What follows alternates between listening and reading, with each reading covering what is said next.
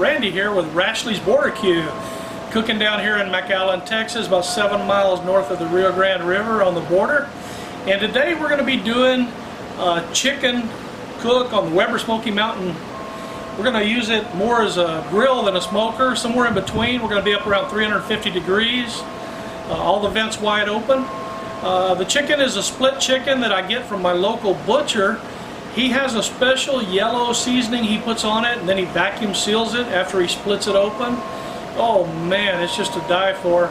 My wife and I both love it. As a matter of fact, it's so good that we don't even add any seasoning. You're going to see I'm just going to split the package open. After my grill gets up nice and hot, I'm just going to throw it on. It's such a simple cook.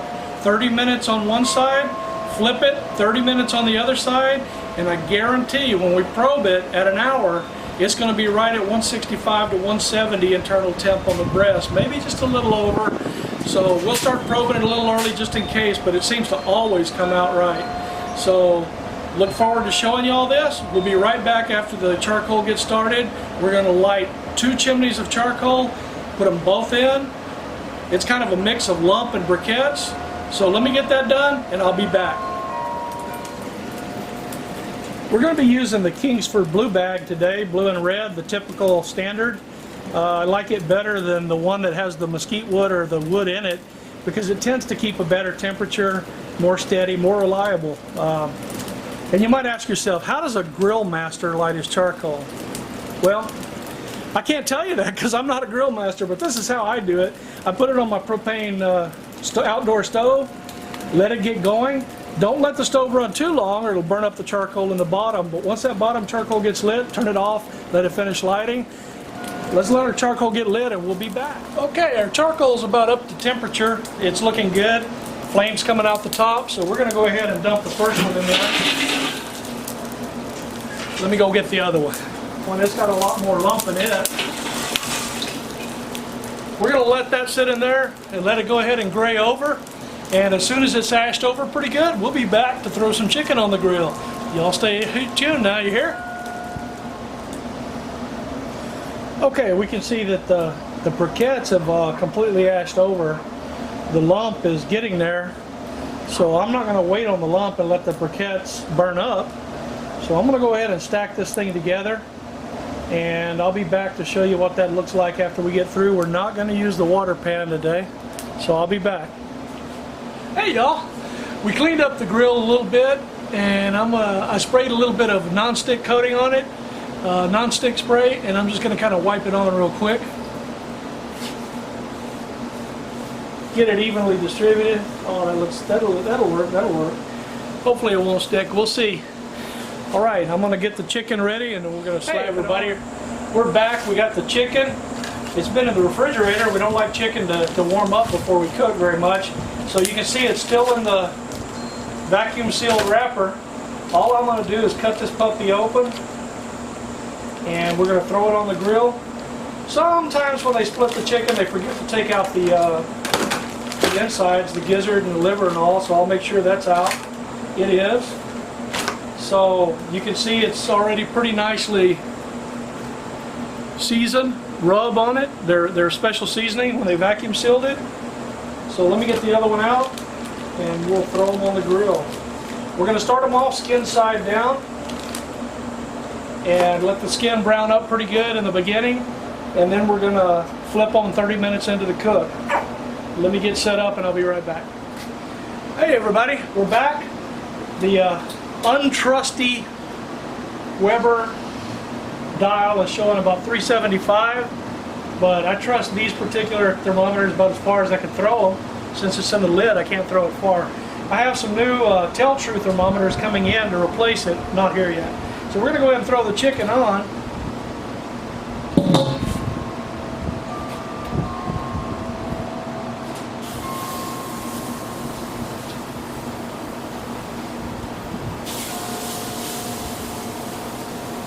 There we have it.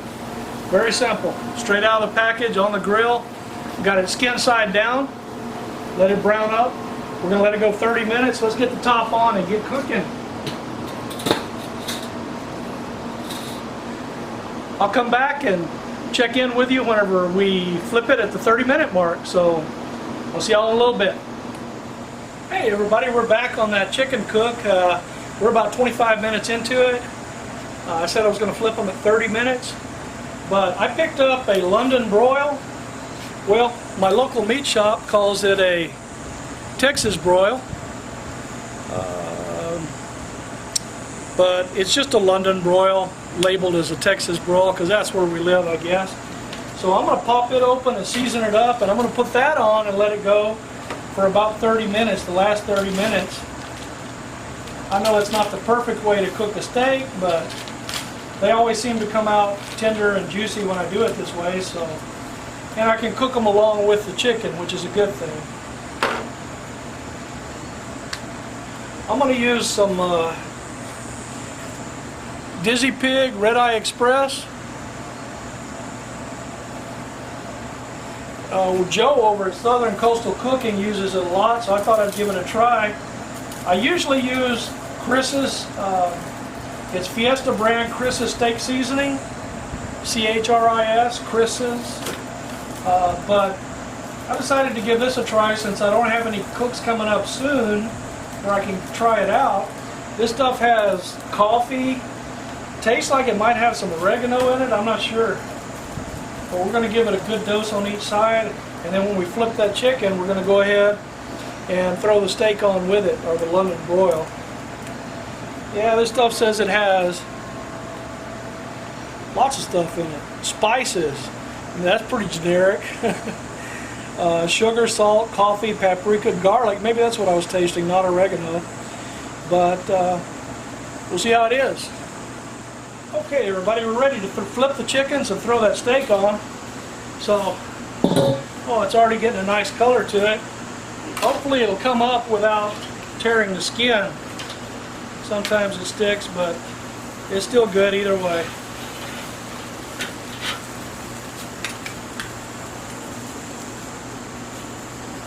Oh, beautiful, beautiful.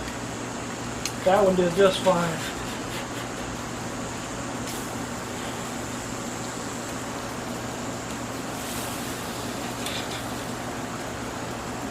That one tore just a tiny bit on the leg, but it's all right.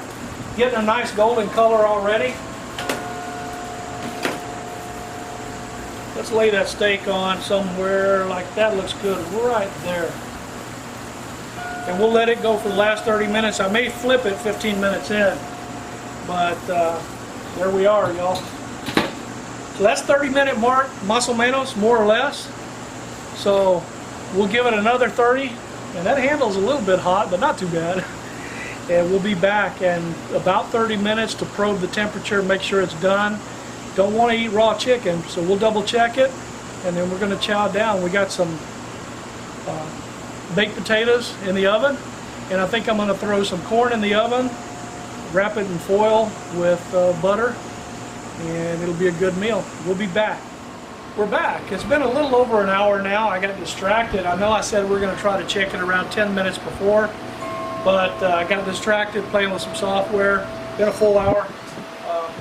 I did flip the London broil at 15 minutes, so it's been in there for 30 minutes now. Let's take a look.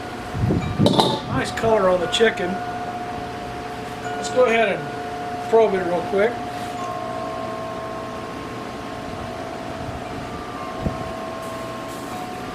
$170,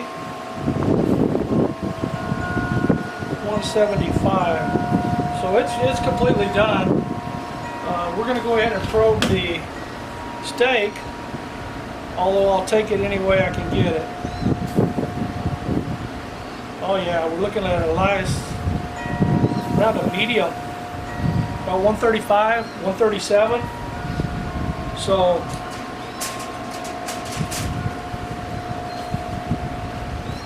let's go ahead and probe the steak.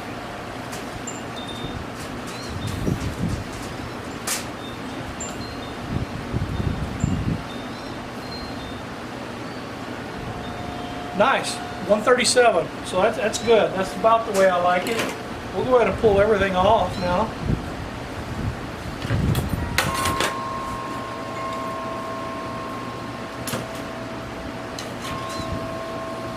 Whoa. You see that?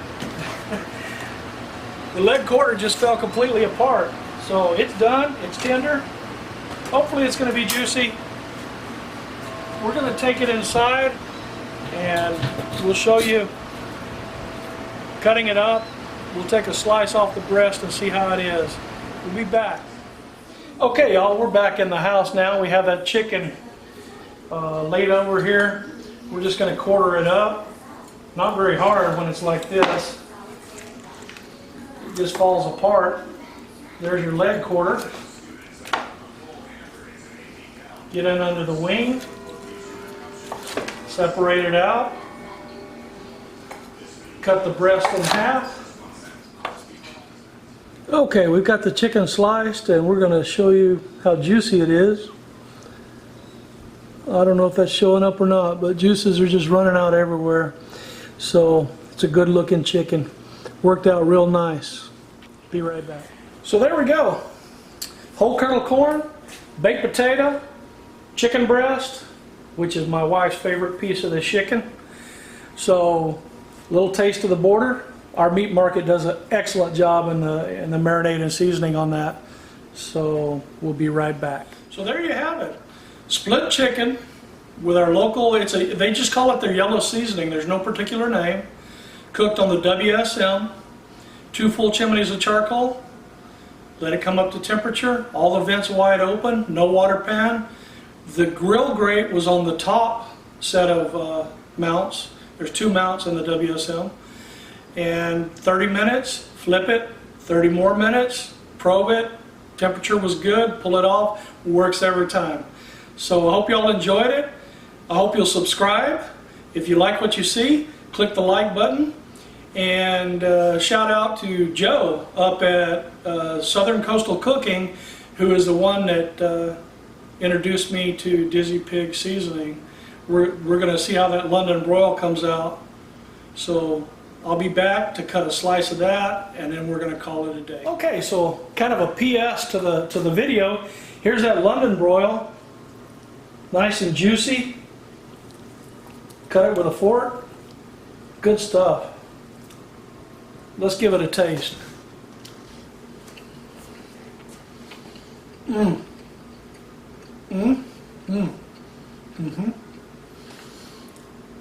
Oh, that's awesome. That Dizzy Pig Red Eye Express, good stuff. I'm going to do that again. And that broil, it was just a little beyond being fork tender, so it was almost fork tender. Delicious. That's all I can say. And who would have thought 30 minutes it'll come out medium, but it sure did. Almost a medium rare. It was so red on the inside. No, closer to medium, but it was good stuff. So hope you all enjoyed it. Please subscribe, like if you liked it. We'll see y'all later. We'll be back with another cook soon.